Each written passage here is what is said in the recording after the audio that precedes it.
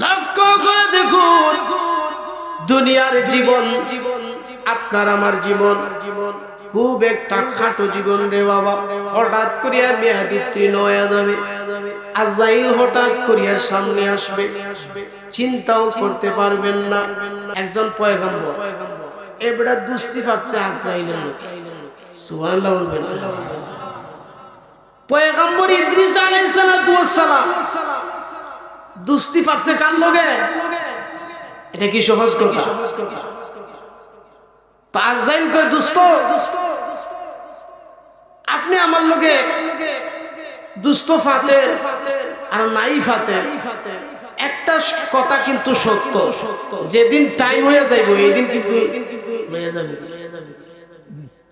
এইদিন লইয়া যাইব। তো ইদ্রিস আলাইহিস সালাতু ওয়াস সালাম বললেন, বেটা দোস্ত, আমি কি তোমার সাথে এমনি দুস্তি পাচ্ছি? আমি তো একটা সাবধানতার লাইগা দুস্তি পাচ্ছি। সুবহানাল্লাহ বলবেন না? দোস্ত মরণ তো লাগবে, এটা তো বিশ্বাস করি, কিন্তু দোস্ত আমার একটা আবদার হইল যে যখন আমার মরণের টাইম হইব 3 মাস আমার আগে আমার একটা সিগন্যাল দিস যে দোস্ত আর বেশি দিন নাই, মাত্র 3 মাস আছে, 2 মাস আগে একটা সিগন্যাল দিও, তো আমি বুঝতে পারবো আমার আর বেশি টাইম নাই। কয় মাস আছে? 1 মাস আগে একটা সিগন্যাল দিও দোস্ত, তো আমি ঋণ টিন মাইরে একবারে শুরু হইয়া বইসা থাকলাম। আজ যাই লোক এইটা পারা, এইটা পারবো।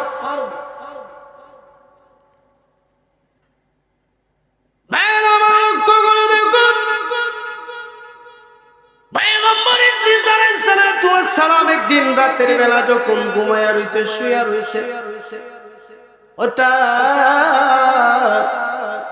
আজরাইল আসিয়া সামনে হাজির। বন্ধু টাইম শেষ হয়ে গেছে, আপনি তাড়াতাড়ি রেডি হন। কোথায় যাব? বন্ধু রে, আপনার টাইম শেষ, জান কবজ করা হবে, এই মুহূর্তে আপনার জান কবজ করা হবে। ইদ্রিস আলাইহিস সালাতু ওয়াস সালাম বললেন, ও দোস্ত আমার কথা আছে। কি কথা? আমি তো আপনাকে আগেই জানিয়ে দিছিলাম রে দোস্ত, 3 মাস আগে আমাকে একবার সিগন্যাল দিবা দোস্ত রে, আর টাইম নাই, সোজা হইয়া 2 মাস আগে একবার সিগন্যাল দিবা, 1 মাস আগে একবার সিগন্যাল দিবা, আমি সবগুলা শেষ করিয়া মিটমাট করিয়া সোজা হইয়া বইয়া থাকবো। দোস্ত এখন থেকে আপনি হঠাৎ আইসা কোন যে চলেন, এটা কি দুস্তের কারবার? আপনি না আমার সাথে কথা দিলেন। আজরাইল আলাইহিস সালাতু ওয়াস সালাম বলে, দোস্ত আমি তো ঠিকই কথা দিছি, আমি কিন্তু আমার কথাও রাখছি। কেমনে রাখছো রে দোস্ত? ও দোস্ত আমি ঠিকই কথা যেমনে দিছিলাম কথা রাখছি। দোস্ত বলো তো দেখি, আপনার দাড়িগুলা চুলগুলা কালো ছিল না সাদা ছিল?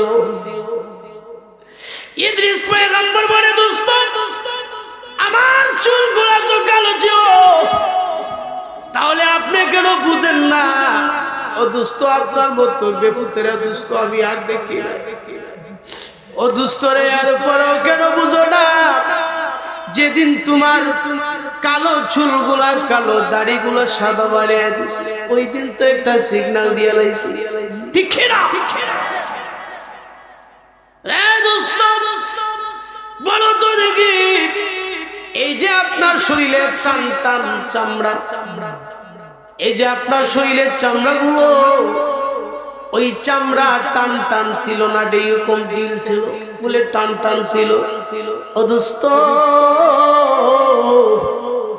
যেদিন আপনার টান টান চামড়া ঢিল বানাইছি, ওই দিন রে দোস্ত তোমারে আরেকটা সিগন্যাল দিয়ে দিছি। হ্যাঁ দোস্ত বলো তো দেখি, আপনি এইভাবে গুছা মানুষ ছিলেন না সোজা মানুষ ছিলেন? ইদ্রিস পয়গম্বর ডাক দিয়া কয়, দোস্ত রে আমি তো সুজা বেটা ছিলাম। ও দোস্ত, এরপরও কেন বুঝো না? যেদিন সুজা বেটারে গুছা বানাইছি, শরীর হাঁটতে হয়, লাঠি বোর ছাড়া আপনি হাঁটতে পারেন না। যেই দিন আপনি সুজা বেটারে আমি গুছা বানাইছি, ওই দিন তো লাস্ট ওয়ার্নিং দিয়ে নাইছি, ঠিক কিনা ধরে গ। এরপর আপনি কেন বুঝেন না? এরপর আপনার কেন বুঝ হয় না? এরপর কোন দুনিয়ার আমোদ প্রমোদ ফুর্তিগুলো আপনাকে গ্রাস করিয়া রাখো। কোরআনের মসজিদ আসতে এরপরে কেন ভালো লাগে না? এরপরে কেন বাজার হাট দোকান পাট মেলায় সময় কাটাইতে তোমার ভালো লাগে? দুস্থ রে, এরপরও তোমার কি হুঁশ হয় না যে তোমার টান টান চামড়া ঢিল বানাইয়া দিছে, কালো দাড়িগুলা সাদা বানাইয়া দিছে, সুজা বেড়ারে গুছা বানাইছি, এরপরেও কেন হুঁশ হয় না যে দোস্ত তুমি আর এই দুনিয়াতে থাকো না? এরপরেও বুঝেন না? আল্লাহু আকবার। আজকে দুনিয়া যার জমকগুলো আপনাকে আমাকে ঘেরাও করে রাখছে, এমন ভাবে রাখছে যে মনে হয় আমরা আর মরতাম না। আর আমাদের চলাফেরাই তো বোঝা যায়, ঠিক না? যদিও বলি নিঃশ্বাস যদি নিতে পারি তাইলে এটাকে বলে এটা বাইর হওয়ার গ্যারান্টি আছে, কিন্তু যেই নিঃশ্বাস বাইর হইয়া যায় ওইটা কি নেওয়ার আর কোনো গ্যারান্টি আছে বাবা? তাহলে এক একটা নিঃশ্বাসই তো আমাদের এক একটা জীবন।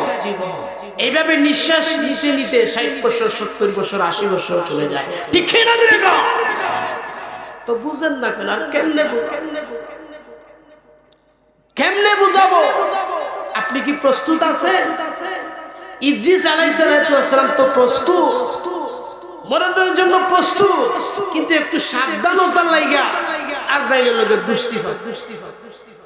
কিন্তু সময় মতো যাওয়ান লাগছে কি লাগছে না? লাগছে কি লাগছে না?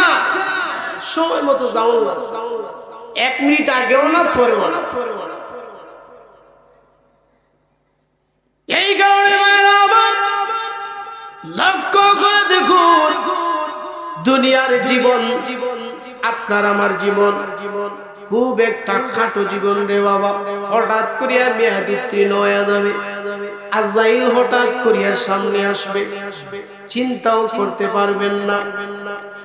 আমার মরণের কত দিন বাকি আমি জানিলাম না গো আল্লাহ, মরণের কত দিন বাকি, আমার মরণের কত দিন বাকি আমি জানিলাম না গো আল্লাহ, মরণের কত দিন বাকি। আর আজরাইল আসিয়া যখন হস্তে দিবা দড়ি, আজরাইল আসিয়া যখন হস্তে দিবা দড়ি, তখন আমার মনাবাই খোয়ালো কালো কি আমি জানিলাম না গো আল্লাহ, মরণের কত দিন বাকি, আমার মরণের কত দিন বাকি আমি জানিলাম না গো আল্লাহ, মরণের কত দিন বাকি। আর খানের গেল খরমতালি, চৌকের গেল সুতি, খানের গেল খরমতালি, চৌকের গেল জ্যোতি, তাত লড়িল চুল পাকিল বয়স দিল মাটি আমি জানিলাম না গো আল্লাহ, মরণের কত দিন বাকি, আমার মরণের কত দিন বাকি আমি জানিলাম না গো আল্লাহ, মরণের কত দিন বাকি। আর হায়াত হইল হাত হায়রে মত হইল ফায়ে হায়াত হইল হাতে হায়রে মত হইল ফায়ে যে জায়গায় যার মরণ লেখা সে জায়গায় সে ওরে আমি জানি লাভ না গো আল্লাহ মরণের কত দিন বাকি আমার মরণের কত দিন বাকি আমি জানি লাভ না গো আল্লাহ মরণের কত দিন বাকি ঠিক কিনা কিনা ভাইরা আমার লক্ষ্য করে দেখুন ইদ্রিস পয়গম্বর প্রস্তুত আপনার আমার জীবন আমরা যেভাবে চালাইতেছি রে আপনি কি প্রস্তুত আজরাইল তো হঠাৎ আসিয়া হেন কাপ লাগাইয়া দিবে এ বন্ধু এটা তো আজরাইলের বন্ধু আজরাইলের দুষ্ট স্বয়ং আল্লাহর সাথে বন্ধুত্ব পাচ্ছে ইব্রাহিম পয়গম্বর সুবহানাল্লাহ ইব্রাহিম পয়গম্বর হঠাৎ একদিন বৈশা রয়েছে আজরাইল আসিয়া কয় আল্লাহর পয়গম্বর ইব্রাহিম আলাইহিস সালাতু ওয়াস সালাম আপনি রেডিও আপনার সময় শেষ আপনার রূহ কবজ করা হবে ইব্রাহিম পয়গম্বর ডাক দিয়া কয় এ তুই কি জানোস না রে আমি যে আল্লাহর বন্ধু ইব্রাহিম খলিলুল্লাহ আল্লাহর পরম বন্ধু আল্লাহ কেমনে পাঠায় আমি যদি আল্লাহর বন্ধু হই বন্ধু বন্ধুর জন্য জীবন দিয়া দেয় কেউ যদি আক্রমণ করে প্রয়োজনে মার খায় এরপর বন্ধুর গায়ে মারি লাগতে দেয় না এ আল্লাহ যদি আমার বন্ধু হয় কেমনে তুই আজরাইল আসলে আমার জান কবজ করার জন্য আমার যদি বন্ধু হয় সে কি আমারে মাইরা লইতে চায় সে আমার কেমন বন্ধু বন্ধু বন্ধুর জন্য জীবন দিয়া দেয় সে আমার কেমন বন্ধু যে আমারে মাইরা লইতে চায় মরণ তো লাগবে আমি প্রস্তুত আছি কিন্তু আমি আল্লাহর বন্ধু আল্লাহর কাছে জিজ্ঞাসা কর আমি আল্লাহর বন্ধু সুবহানাল্লাহ আজরাইল আল্লাহ তাআলার কাছে চলে গেল আজরাইল যখন আল্লাহর কাছে যায় আল্লাহ ডাক দিয়ে কই কি রে আজরাইল আমার বন্ধুর জান টানছস নি প্রভু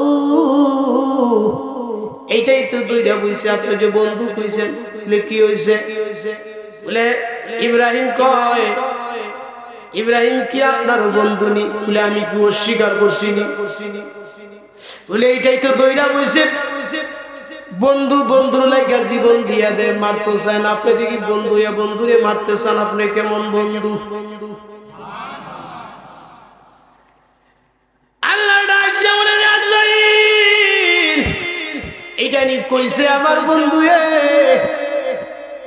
আমার বন্ধুরই গা জিজ্ঞাসা করবে সে আমার কেমন বন্ধু বন্ধু বন্ধুর বাড়িতে যাবার জন্য পাগল হয় ইনভাইট দাওয়াত পাওয়ার জন্য অপেক্ষায় থাকে সে আমার কেমন বন্ধু এই বেড়া দেখি দুনিয়ার মায়া সেই আমার কাছে আইতো চায় না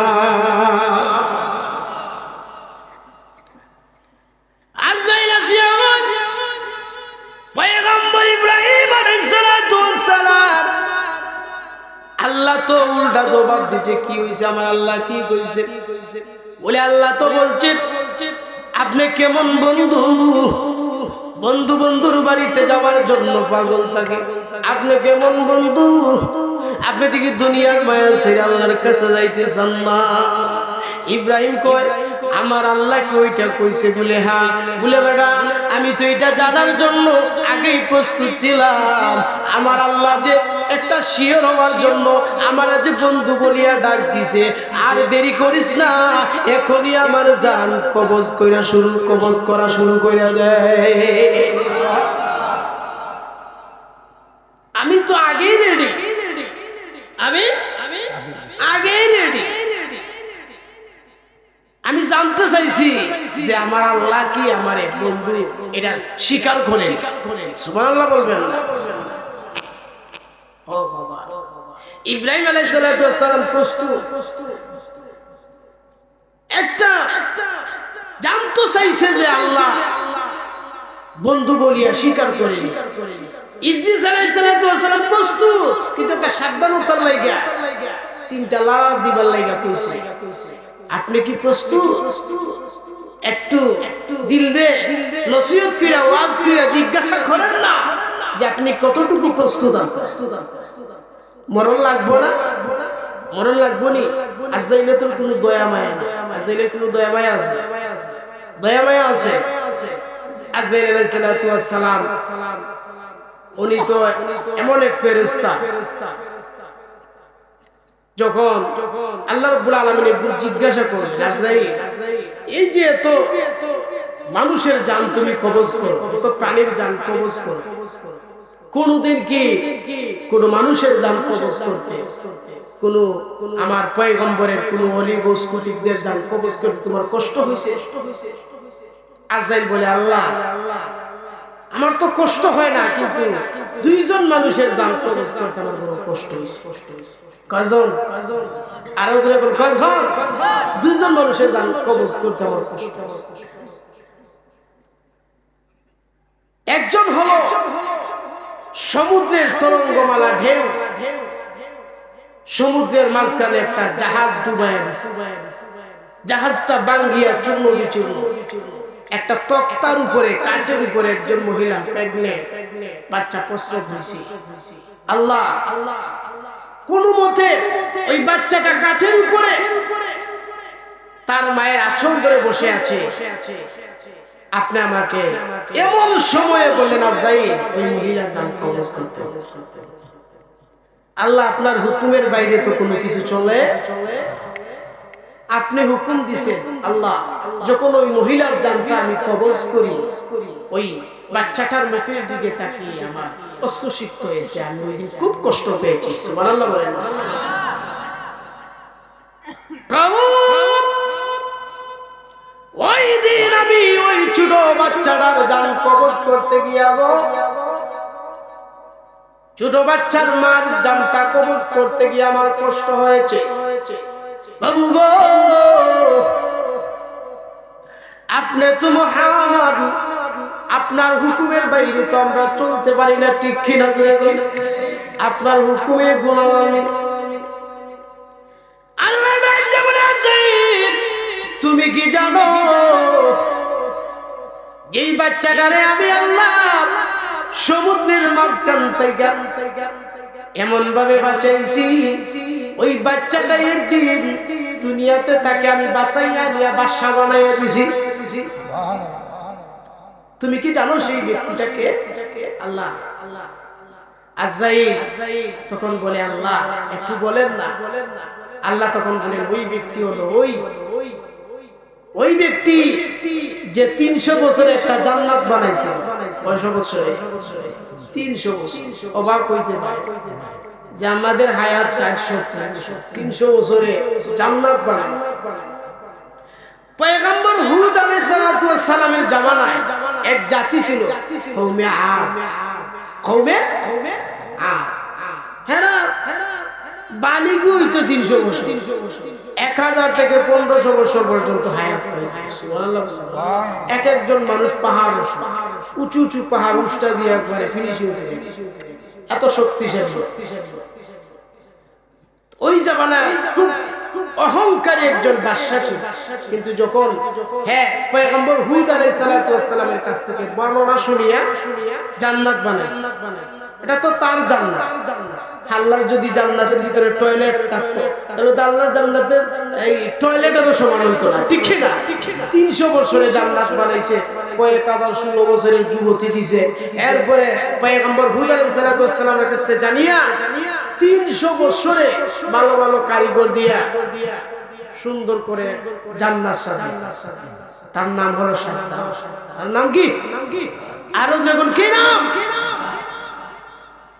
তো সাদ্দাত জান্নাতের ভিতরে প্রবেশ করে, সে তো খুব অহংকার নিয়ে একবারে ঘোড়ার উপরে সওয়ার হইয়া তার বাহিনী নিয়ে যখন জান্নাতের দিকে যাইতেছে, রাস্তার মধ্যে একজনে সালাম দিয়েছে, আসসালামু আলাইকুম। সাদ্দাত সাহেব একটু দাঁড়াবেন, বলে টাইম নাই, জান্নাত উদ্বোধন করতে হবে। কি নাই? টাইম। খুব অহংকারের সাথে সে যখন তার এই যারা আছে রাজা প্রজা আরো যারা আছে সবাইকে নিয়ে যখন জান্নাতের ভিতরে প্রবেশ করবে, আল্লাহ রাব্বুল আলামিন এমন সময় বললেন, আজরাইল যাও তুমি সাদ্দাতের জান কবজ করো। সুবহানাল্লাহ বলবেন। ওই সাদ্দাতকে জানেন, ওই যে মায়ের জান কবজ করছিল, তরঙ্গমালা ঢেউয়ের কাঠের উপরে যে বাচ্চা ছিল, ওই বাচ্চাটাই হলো সাদ্দাত। আল্লাহ তারে সেখান থেকে বাঁচিয়ে আনছেন, আনিয়া তারে বাদশা বানাইছেন। কিন্তু সে অহংকারী ছিল। মনে রাখবেন, যখন ওই বাদশা সাদ্দাত তার জান্নাত বানাইছে, ওইটার ভিতরে প্রবেশ করবে, আল্লাহ রাব্বুল আলামিন যখন অর্ডার দিয়ে দিলেন, আজরাইলকে যাও তার জান কবজ করো, সে যখন গিয়ে দাঁড়াইলো, আর এক পা গানের কোন সুযোগ, তুই কে রে? আমি আজরাইল। এখানে কেন আসছস? তুই জানোস না আমরা এই দুনিয়ার ক্ষমতাশীল বাদশা? বলে আমি তো আসল বাদশা, অর্ডার নিয়ে আসছি। সুবহানাল্লাহ বলেন না। কিতাবের মধ্যে লেখেন, যখন সাদ্দাত আজরাইলের দিকে তাকাইছে, তাকানো মাত্রই যখন বুঝে নিয়েছে আর আমার টাইম নেই, তখন তার সমস্ত অহংকার দুনিয়ার সাথে মিশে গেছে, আর কোনো অহংকার নাই। মুহূর্তের ভিতরে সব অহংকার। আজকে তুমি তোমার যৌবনের পাওয়ার আছে, অগ্রমিজাজি হইয়া শক্তি দেখাইয়া একজনের খুশি হইয়া দিলা, একজনের উপরে অত্যাচার করলা, জুলুম করলা, জেনে রাখিও সাদ্দাত কম শক্তিশালী ছিল, তার অহংকার সাথে সাথে মাটিতে মিশে গেল। সুবহানাল্লাহ বলবেন না। সাদ্দাত তখন ডাক দিয়া আজরাইল, বুঝতে পেরেছি আমার মনে হয় আর সময় নাই গো, এই দুনিয়ার জীবন থেকে আমি এক্ষুনি চলে যাব, আর সময় নাই, আর আমাকে সময় দেওয়া হবে না। রে আজরাইল, তোমার কাছে একটা 300 বছরে জান্নাত বানাইছি, 300 বছরে জান্নাত বানাইছি। আজরাইল রে, একটু শুধু যদি টাইম দাও তাহলে শুধু দেখে আসবো, বুক করার দরকার নাই। আজরাইল কই, রাস্তার মধ্যে বলছিলাম যে দাঁড়ানোর জন্য, তুমি বলছো টাইম নাই, আমার কাছেও টাইম নেই। আল্লাহু আকবার। আমার কাছেও টাইম নাই, কেমন করে জান্নাত প্রবেশ করার জন্য অনুমতি দিব, এই শক্তি তো আমার কাছে নাই। আল্লাহ বলছেন, জান্নাতে ঢোকার আগে যেন তোমার জানটা কবজ করে নিয়ে যাই। রে আজরাইল, জান্নাতের ভিতরে প্রবেশ করার দরকার নাই রে, আমাকে শুধু একটা পা জান্নাতের ভিতরে ঢুকাইবার অনুমতি দিবি। আজরাইল কয়, এতটুকু সময় নাই, এতটুকু পর্যন্ত যে পাওতার ঢুকাইবেন এই অর্ডার পর্যন্ত আমার কাছে নাই, এই ক্ষমতা আমার নাই। আল্লাহ রাব্বুল আলামিন বলছেন, জান্নাতে ঢোকার আগেই যেন তোমার জানটা কবজ করে নেওয়া হয়। আজরাইল তার রূহটা কবজ করে নিয়ে গেল। ও বন্ধু, বলুন তো দেখি, দুনিয়ার যত ক্ষমতাশীল হও না কেন, টাইম যখন শেষ হয়ে যাবে তখন বাঁচার জন্য যত অজুহাত পেশ করো না কেন, বলো তো আর কোন দ্বিতীয় সুযোগ দেওয়া হবে নি? বুঝেন না, বুঝেন না কেন? এত অহংকার কেন? এত টাকার বড়াই কেন? আল্লাহু আকবার। হাসান বসরি রাহমাতুল্লাহি আলাইহি, আজকে শুধু মরণের ওয়াজ করি এই জন্য, আমরা দুনিয়াতে এমন ভাবে চলি যে মনে হয় আমরা আর কোনদিন মরতাম না। ঠিক না বেটি?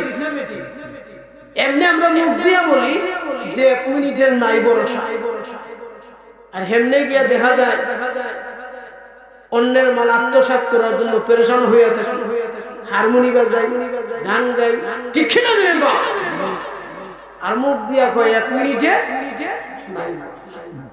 এই কথা কয়ে গিয়ে আরেকজনের সুকুল গুরি ফেস লাগায় মাইল লাগায় সুদ খায় ঘুষ খায় আছে না নাই?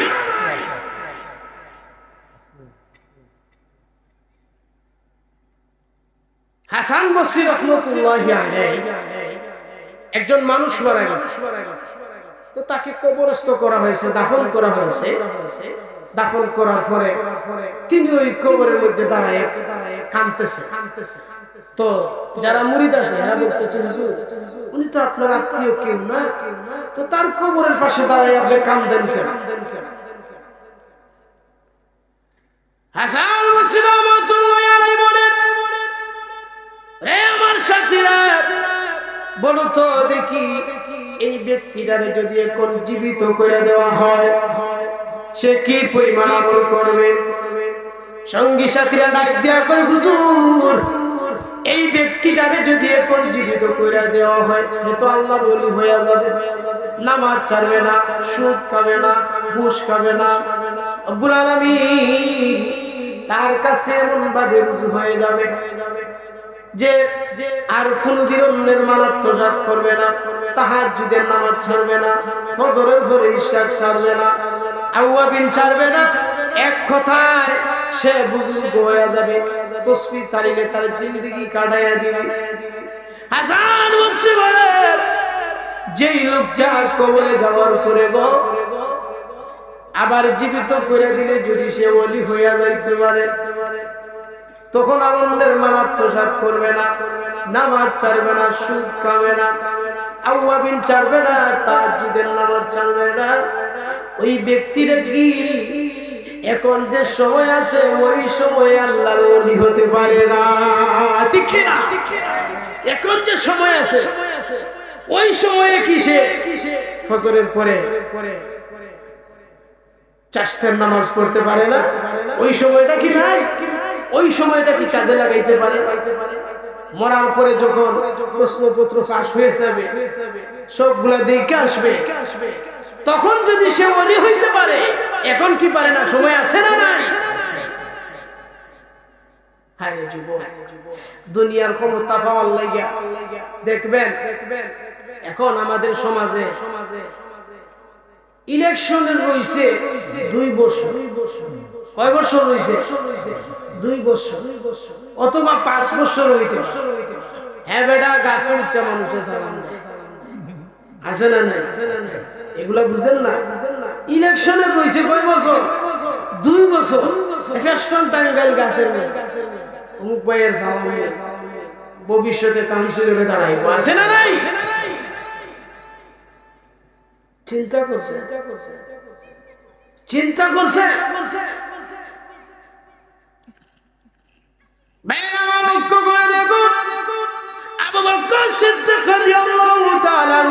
যেদিন দুনিয়ার জমিন থেকে বিদায় হয়ে গেলেন গো, ওই দিন ওমর রাদিয়াল্লাহু তাআলা আনহু ঘরের মধ্যে ঢুকিয়া দরজা বন্ধ করিয়া তিনি কান্না শুরু করে দিছে। দরজা খুলে না, দরজা খুলে না। অন্যান্য সাহাবায়ে কেরাম তার বাড়ি ঘেরাও করে রাখছে। ওমর দরজা কেন খুলে না? আবু বকর দুনিয়া থেকে বিদায় হয়ে গেছে গো, আপনি ছাড়া আমরা তো আর কাউকে খলিফা বানাইতে পারি না। আপনি উপযুক্ত মানুষ, আপনার চাইতে উপযুক্ত আর দ্বিতীয় কোন সাহাবী নাই। তারা সবাই কান্দে। ও বন্ধু, একটু নজর কইরা করে একটু দিলের কান মন দিয়া শোনো। এ বাবা, আবু বকর বিদায় হয়ে গেছে। ওমর ঘরের ভিতরে দরজা লাগাইয়া বইয়া রইছে।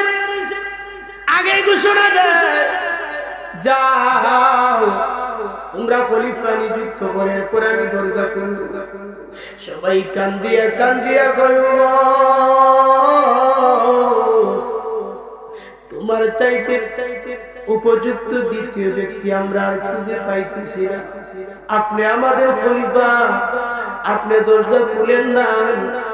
সবাই পরামর্শ করিয়া ওমর রাদিয়াল্লাহু তাআলা খলিফা বানাইছে। আল্লাহু আকবার বলেন না। সাধারণ কথা নয়, একটা আসনের এমপি নয়। এ বাবা, একটা দেশের রাজত্ব নয়, অর্ধেক জাহানের খলিফা। চিন্তা করছেন নি আল্লাহু আকবার বলবেন না? অর্ধেক জাহানের খলিফা যাকে নিযুক্ত করা হবে, তিনি ঘরের ভিতরে ঢুকিয়া দরজা লাগাইয়া বইয়া রইছে। দরজা খুলে না রে। সবাই যখন পরামর্শ করিয়া খলিফা বানাইছে, যিনি খলিফা হন তিনি তো জাতীয় মসজিদে গিয়া খুতবা দিবে, ঠিক কিনা দিলে? আমরা কেমন বেকুতাইরা, কেমন বোকা মানুষ।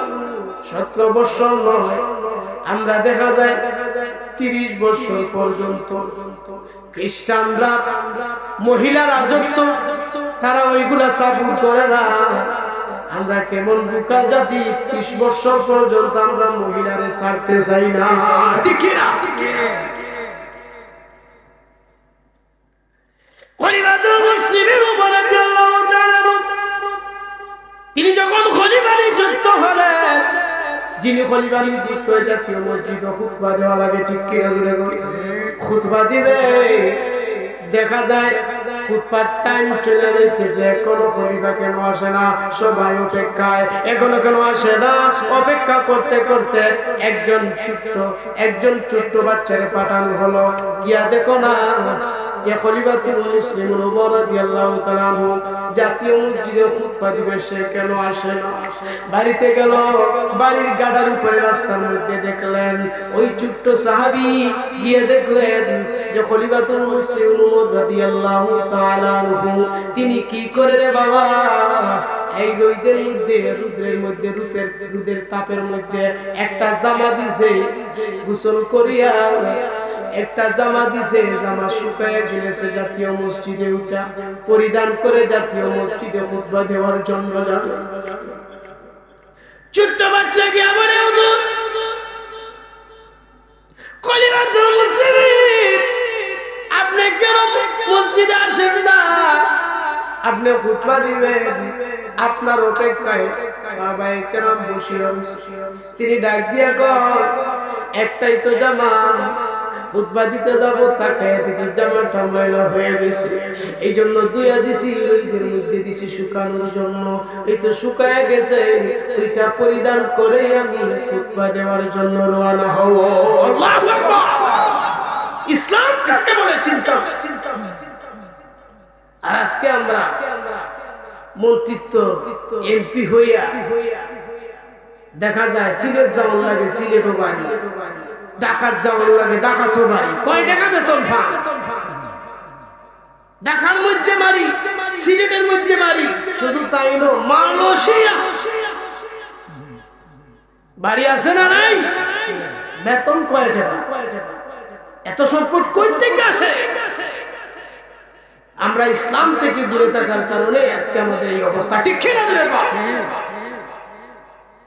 ইসলাম কাকে বলে বুঝেন, চিনেন, জানেন? এজন্য তো জুলুম যখন চূড়ান্ত পর্যায়ে গেছে, ছাত্ররা চাইছে পদত্যাগ। আল্লাহ কয় না, পদত্যাগ না, দেশ ত্যাগ, ঠিক কিনা? কিসের পদত্যাগ? আল্লাহ কয় দেশ ত্যাগ। মালয়েশিয়া বাড়ি বানাইছে, চিন্তা করছে?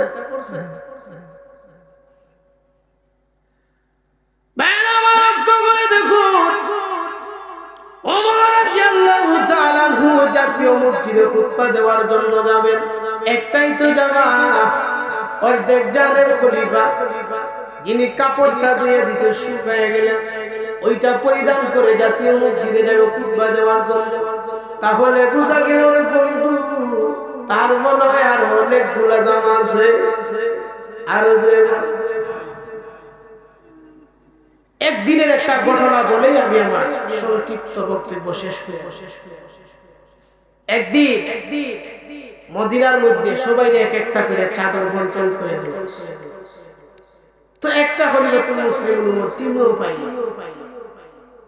তো খুতবা দেওয়ার জন্য যাবে মসজিদের মধ্যে, একটা যুবক কবর থেকে, আগে তো কোমরের মধ্যে, কবরের ভিতরে তরবারি থাকতো, তরবারি বাইর করিয়া যখন ওমর রাদিয়াল্লাহু তাআলা খুতবা শুরু করেন, আউযু বিল্লাহি মিনাশ শাইতানির রাজীম, বিসমিল্লাহির রহমানির রহিম, তখন তরবারি বাইর করিয়া গলার মধ্যে তরবারিটা লাগাইয়া কয়, এতটুকুর মধ্যে থাকেন, আউযু বিল্লাহর মধ্যে থাকেন, আর খুতবা দেওয়ার টাইম নেই। অর্ধেক জাহানের খলিফা তরবারি ধরছে। বলো, আমরা সবাই একটা করে চাদর পাইছি, আপনিও চাদর পাইছেন, আমাদের জামা বানাইছি, দেখা গেল এত বড় জামা হয় না।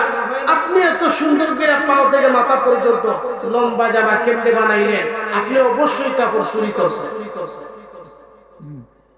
অবশ্যই কাপড় চুরি করছেন। খলিফাতুল মুসলিমিন ওমর রাদিয়াল্লাহু তাআলা আনহু মাথাটা নিচের দিকে দিয়া বসিয়া কোনো কথা বলে না। তার ছেলে ছিল আব্দুল্লাহ, দাঁড়াইয়া গেছে, ডাক দিয়া কয়, মদিনার বাইরা রে, ও মদিনার বাইরা শুনো, আমার আব্বা কাপড় চুরি করে নাই।